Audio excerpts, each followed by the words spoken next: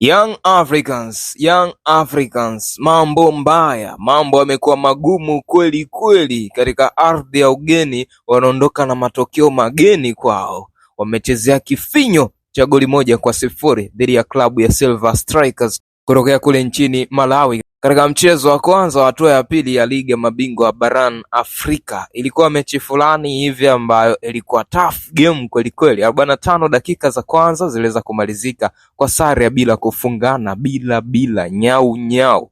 Tukarudi kuzishuhudia dakika nyingine 45, dakika ambazo zilikuwa ngumu zaidi kwa club ya Young Africans. Wanaruhusu goli katika dakika 76 ya mchezo. Mchezaji Andrew Joseph ndiye aliyefanikiwa kupachika goli hilo la Silver Striker, goli pekee la ushindi kwa club ya Silver Strikers. Full time Silver Strikers 1, Young Africans 0. Tukutane hapa Bongo, Dar es Salaam katika mchezo wa marejeano kati ya Young Africans dhidi ya Silver Strikers. Umeionaje hii mechi ya Young Africans? Nani wa kulaumiwa katika hii mechi? Kwa jinsi ulivyoiona hii mechi ya Young Africans leo, unamwona kocha Romain Folz akitoboa Christmas kweli?